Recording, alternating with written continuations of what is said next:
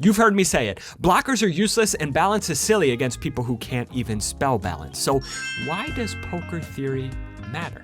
Today, I'm going to show you how theory can actually help you exploit harder and win more money even against weak players in soft live games. And to do that, we're bringing on a poker player and coach I really respect, and he's going to show you the 5 spots in poker where theory actually matters. I'd like to introduce Pete Clark from Carrot Corner. Thanks for coming on. Hey, Mark, thanks for having me. Yeah, so can you give us a bit of your poker background? My website is carrotcorner.com. I'm probably better known for the YouTube channel and for the cash game coaching site. Background is cash, 6 max cash to be precise. Biggest accomplishment in my poker resume is the Carrot Poker School, which is like a massive comprehensive cash game course that's available at Carrot Corner. Yeah, one of the reasons I kind of wanted to have you on is because I think we kind of think about poker in a similar way, even though, you know, your content is much more geared for online poker and we're much more geared for live poker. So with that being said, most of our subscribers play live, where the competition is much, much weaker than online. Do these 5 spots you're about to describe apply to live poker, or are they more for stronger competition or when playing online? They're for anything. I think that while the format is online, I'm not talking about GTO. I'm not talking about equilibrium. I'm not saying you must copy equilibrium in these spots. The 5 things I'm bringing to the table today are kind of evergreen theoretical notions that do add up to make GTO what it is, but also have a lot of impact in reality and are quite rarely overridden by exploitative thinking. Yeah, I kind of look at it as like having that theory is like having an anchor point from which to deviate from. And if you don't have that anchor point, you're just kind of like flapping in the wind while I'm exploiting, but like you need a baseline of like where to craft the exploit from, right? Right, exactly. All right, cool. So let's jump into these 5 spots where poker theory actually matters. Number 1 is the mandatory river bluff probe, as you call it. So you want to walk us through example number 1? So we have ace jack offsuit here. These are hands that I've played while recording some footage. So I've opened to 2.2 big blinds and it's been called by the big blind. The flop comes king 10-5. I think there's lots of different things you could do here. We go for a small bet. I won't get bogged down in different flop strategies you could play. There's a lot of things that are fine. We go for a small bet and villain calls. The turn is the deuce of hearts, and our strategy here is going to mainly revolve around betting with slightly higher equity hands than this. I don't think this hand is like a mistake to bet at the turn. We decide to check this time, and the river comes the 8 of spades. Villain checks here. We decide to check back and not bluff this time, and my reasoning is that there's this theorem called river blunder theorem. So we've taken this polarizing and then capping action, and whenever you have this pattern where one range, the out of position range usually, has contracted away from the bottom of range and it's condensed, and the other range has bet and then checked back and capped itself, the out of position range lands with more equity, meaning arrives on this card with more equity than the in position range. What that means in theory is that for all bluff sizes that are possible here, it could be any sizing you want, the solver, the equilibrium strategy, as in position, is going to be folding way more than the break-even point for out of position to bluff. So if out of position bluffs 1/3 pot, we're going to be folding more than 25% of the time. If they bet half pot, we'll be folding more than 33%, and that's because of range inequality. In real life though, when you're in a soft pool against a fish, as I was here, people are going to check hands that are automatic bluffs, and you guys watching this, the hungry horse audience, you know your opponents are going to be like this too. They're not going to be educated, they're not going to know they need to bluff bottom of range here, and you're going to see them check here with hands like queen jack, and that just makes your EV for checking higher, and as your EV for checking goes up, the alternative line of bluffing becomes less and less desirable. Okay, cool. That's a really awesome point. I get that like we have more showdown value here in practice than we do in theory when we are the hero in this spot, but if you're the villain from out of position, what does this mean? What kind of takeaways can we apply from the villain's perspective here? Bluff the bottom of your range when you have called a flop c-bet and then turn has gone check check, unless the board texture has changed dramatically in your opponent's favor. In general, what sizing do you prefer? The first answer is that it doesn't matter. Like when we're framing it in the context of how big a mistake is it to not bet, the answer to that is it's an absolutely gargantuan mistake, right? It's huge. I can see this spot having tolerance for overbets because we have plenty of flushes that I've got here. We've procedurally checked on the turn as the big blind, and we still have this uncapped range containing loads of flushes. And then we might just decide to block bet with king 6 or with, you know, ace 10 or queen 10 or something like that. You can block, you can be 75, you can overbet, you can do something in between. Honestly, doesn't really matter as long as you're bluffing. The fatal mistake is not bluffing. Awesome. So the overall big picture takeaway, when you're the villain from out of position, don't check this river when you get here with queen jack or jack 9. And when you're the hero in position against weaker players, you may just have showdown value here with ace high or pocket pocket sixes or something like that. Right. Real quick, guys, if you're enjoying the video, all I ask, please hit that thumbs up button. Please subscribe to the channel. If you do that, I will kiss you and I will enjoy, everyone will enjoy it. Thank you guys. Have a gentle day. Spot number 2, where theory actually matters, avoiding polarization mistakes. So we have pocket jacks in the big blind. There's a limp, and we should go for a nice big ISO here. I'd actually make this 6 if I was like playing my best. Sometimes I autopilot a little bit. I don't think you can go wrong by just driving this up. You're not going to get limp raised enough. Live, it's going to be the same thing. People's limp ranges are going to be really, really capped. They're only going to limp raise you when they have aces or ace king or something usually. So yeah, you can make this bigger. Villain calls, and we go to a flop of king 4 deuce. The GTO quote unquote strat here is to bet really small. I think it's overfolded if we bet really small, and so I would rather check, because this is something you said to me in a previous conversation, Mark. People are going to make more mistakes by betting here when we have specifically jacks with a spade than they are by calling really light on a monotone board. So I'd rather just check, dangle a little bit of rope out there, and if they do check back, you know,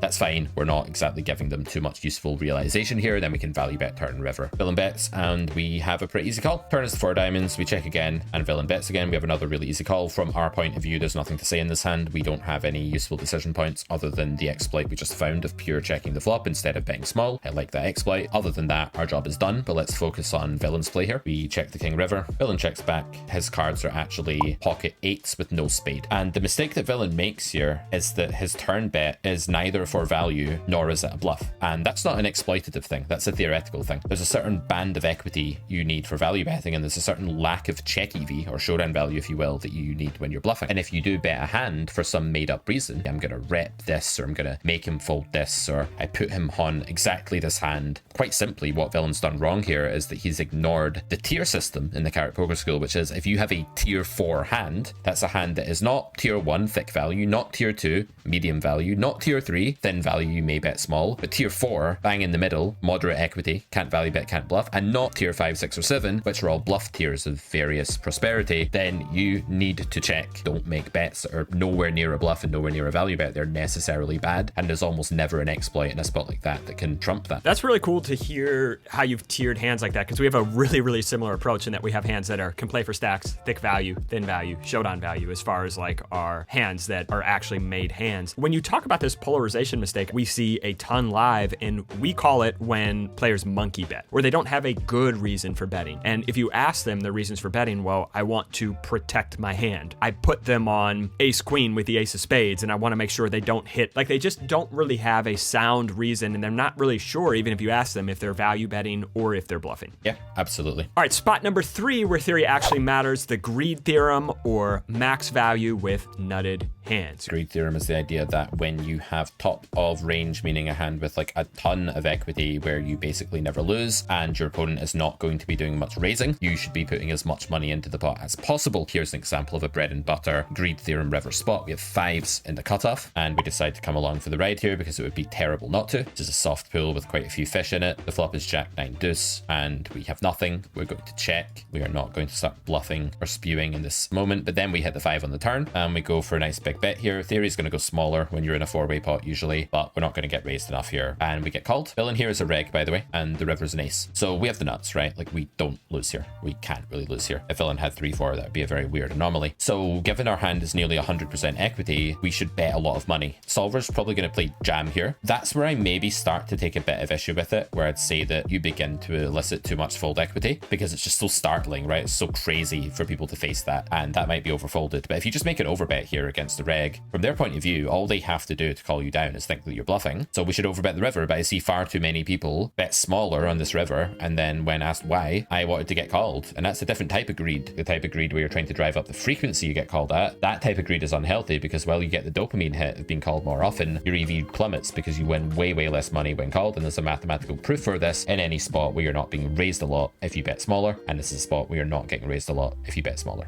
Strongly agree with that. Is people just want the dopamine hit from, oh, I got called, it feels good, so let's choose a size where they will call here. They've got 2 buckets of hands here. They've got 9x, very weak board of their range, and they've got a lot of 2-pair. We want to go for the gold against the 2-pair here. I agree. I think against like most most people, that's right. It might even be right in this hand, like possibly I should have just gone all in. But the point is, don't try and get called. Try and just win lots of money. I think that's what greed theorem's all about. Maybe I violated it slightly here by not even going big enough. All right, number 4, raise thresholds and giving up with the bottom of range. We have 10-9 here. We go for a cold call. You'll see the player in the small blind has not full stack, and as a recreational player, so many reasons why you should call here, not 3-bet. 3-betting here is horrible because 1, you're reopening against the 47 big blind stack that can jam on you, and 2, you actually welcome like the other weaker player in the small blind into the hand. If the villain was 100 big blinds effective and was a weaker player, would you just be 3-betting here pure? Yeah, I think isolating a weaker player that can't jam on you is higher net worth than inviting a third player into the pot. If it was a reg that opened 3 big blinds and then I had the fish in the small blind, I'm flatting again. You know, I haven't really heard anybody else talk about this much, but we are much more incentivized to flat much more of our range when a reg opens when we have fish in the blinds, right? I really don't hear people talk about that a lot. And like, we recommend our students to just be doing a ton of flatting and have a super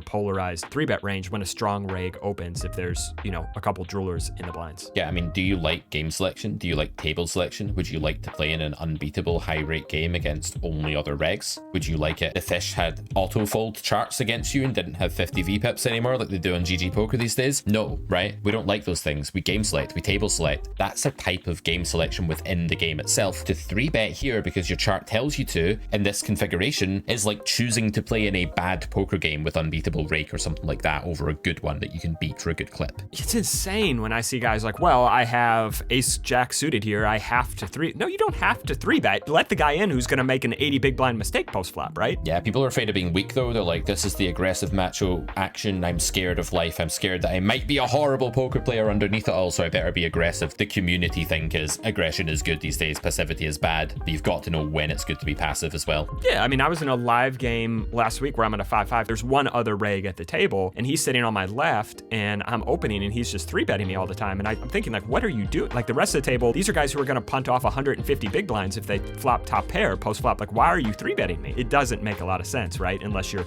absolute top of range. I derailed us, so let's jump back into the hand. Good detour for sure. We have called here as we should, and we get a flop of 8 for deuce. We have the backdoor city going on here. Villain is going to go ahead and c-bet. We know people bet way too often here. They should check a lot of their range. They don't. We throw in a small raise, which I think is absolutely printing because we're risking 830 to win 10. This has to work way less than half the time because we also have equity when called. If we get jammed on, we're not really sad about it. I wouldn't raise a hand like 5-3 here. Not that I have that pre, but if I did have it, I wouldn't be raising it because you can't reopen with that hand. But this hand is just like the dream to go ahead and make a small raise with, as far as I'm concerned, against Pool's overzealous c-bet strategy. If you do have a hand like ace-5 suited or Right. something like that, where you have a gut shot to the effect of nuts, you don't want to get blown off your equity if this guy just jams like pocket queens. Raise thresholds is just knowing that, like, in theory, this is a fine hand to raise with. And once you know that, it takes very little deductive thinking to go from, oh, wait, they're c-betting way too often. Their range is too weak here. Now it's definitely printing. So by knowing that this hand is a raise in theory, you find this raise. If you have no idea that this could be a raise in theory, you've just heard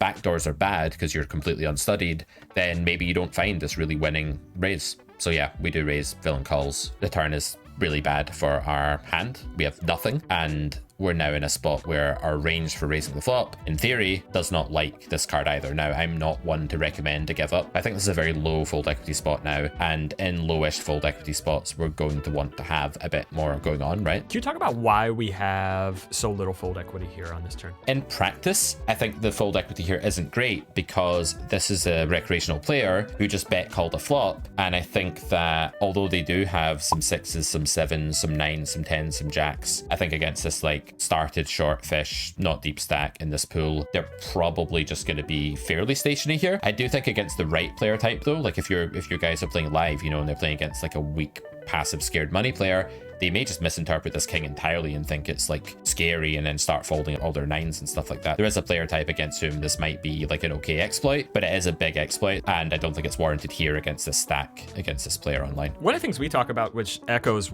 exactly what you just said there, was the more equity we have in our hand, the less fold equity we need. Right. And the reverse is also true, where the less equity we have in our hand, the more fold equity we need. So like if we have a combo draw, we don't care really that we just don't really have even a shred of fold equity. If our opponent just like pots the flop and they're a recreational player, like we don't care because we have a combo draw. Even if we get them to fold 2% of the time, 4% of the time, whatever, we're still printing. When we have a hand like this, 10 high here on the turn, and we just have no equity, we have no way to get there, we need a ton of fold equity to make this a profitable bluff. Is that kind kind of an accurate way of explaining it. Yeah, so basically when your opponent has filtered the street before by calling your check raise, and then a card comes that doesn't help your range, more present in your opponent's range probably, you're then just going to be prioritizing quality and quantity of outs, right? So you're going to want to have some outs, and you're going to want those outs to be to something better than second pair. Equity and fold equity are yin and yang. When you have a lot of one, you don't need as much of the other. So we just decide to give up here on the turn, check back. Yep. And now villain jams. Villain has a good hand, and we have 10 high. All right, finally, the fifth spot where theory matters is the mandatory triple barrels. Okay,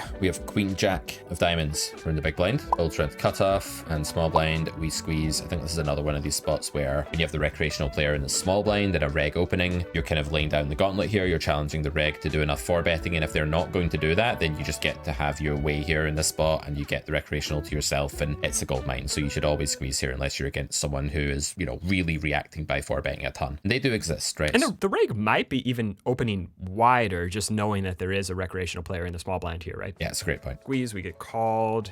The small blind gets out of the way. King 9-3. I'm going to be betting here a lot. There's not really much to say. Bet a lot and see what happens. Villain calls, and we go to the 5 of spades turn. Our hand is in the camp where we have a bit too much going on to want to check fold this combo, in theory, and we don't have enough going on to want to check raise this combo, nor do we have enough robustness or showdown value to check call. By a weird process of elimination, we end up just betting pure here in a sim. Villain calls, we have an SPR of like 0.5. In this spot, what's going to happen is that villain is a bit starved of King X, right? Their range, in fact, here for calling the squeeze is now quite polar in a way, which sounds weird of a range that's just called twice, but they're going to have distinct buckets of hand. On the one hand, because they're in position calling flop and turn, they're going to have a lot of busted spade draws here. So this is probably a spot where blockers are a bit more functional than normal, because the smaller the opponent's range, the more powerful the blocker effect can be, right? How many combos are in a range and how big a part of the range those hands are. So here, blockers do kind of matter, like a lot more than normal. And I think you and I both agree, Mark, that oftentimes they don't matter at all, right? That they're just like red herrings. But here they do matter. And also here, this is a very theoretically mandatory all in on the river, because look at our suits, right? We block, if we don't have spades here, not only do we unblock flush draws, but we block king, queen, and king, jack of diamonds, which are kind of auto calls, and we're unblocking all under pair and misdraw combos. So in Theoryland, the theoretical rule is triple barrel when you block top pair and unblock misdraws, generally in a 3-bet pot. In practice, I can only imagine this is a bit better than it would be in theory. Yeah, these 3-bet pots are very, very overfolded when it comes to triple barreling. Kind of talked about the inverse of this, where we talked about like, hey, like we have a horrible combo to bluff, but it's probably still printing here. This is the spot where it's like, hey, we actually have a really, really good combo to bluff. We make it hard, like you said, for villain to have a hand like King X here, because blocking the King Queen of diamonds, the King Jack of diamonds, and villain in this spot just has a lot of Ace 3 of spades, Jack 10 of spades, Queen Jack of spades, etc., that are just auto folds. One of the things I thought you said was interesting in the video we did on your channel was we want to compare the EV between the two options that we have here in this spot, would be to check fold or to just put the money in and bluff ourselves. We want to be thinking in a spot like, what is the highest EV option for this hand that we have in this specific spot, right? Yep. Even if you have a hand that the solver doesn't like bluffing with, or it thinks it's indifferent because you have, I don't know, the Queen of Spades in your hand, or some you have Ace Queen with the Queen of Spades, and the solver doesn't like that because it blocks a few combos of folds, but it's not as bad as the Ace of Spades, so maybe it's like a optional bluff or something. You can still do it if you think it's overfolded. So just look out for spots exploitatively where people need to call with all top pair and then some, but that's not really our topic today. The topic here is that there are bluff opportunities in game theory that aren't just break even, that aren't just optional, that aren't rigged to be indifferent. There's ones that really, really matter that you have to take, and this is one such mandatory triple barrel spot in a 3-bet pot. All right, Pete, before we end the video, what do you want to plug? You, I think, are one of the best at teaching online poker, 6 max cash. So what do you have to plug? Where can people find you? What should they sign up for, etc.? Tell us. Yeah, so head over to carrotcorner.com if you want to check out what we've got. Our main sort of blockbuster product is definitely the Carrot Poker School. It's like an academic cash game course. It spans 43 videos. We have 4 grades, one of which is more exploitative, 3 of which are about the theory of poker, but not about copying solvers. And you can check that out at carrotcorner.com. We also have a subscription service, which is like some content from some of the other coaches that are part of our community that send in content, and you can subscribe to that. Or more generally, yeah, we have a thriving online Discord group for anyone that wants to get into online poker. Pretty cool that we can do this, you know, because my audience is more online guys, your audience is live guys, and yeah, this was a lot of fun. Cool. Thanks, Pete, for coming on. I appreciate it. Cool. Catch you later.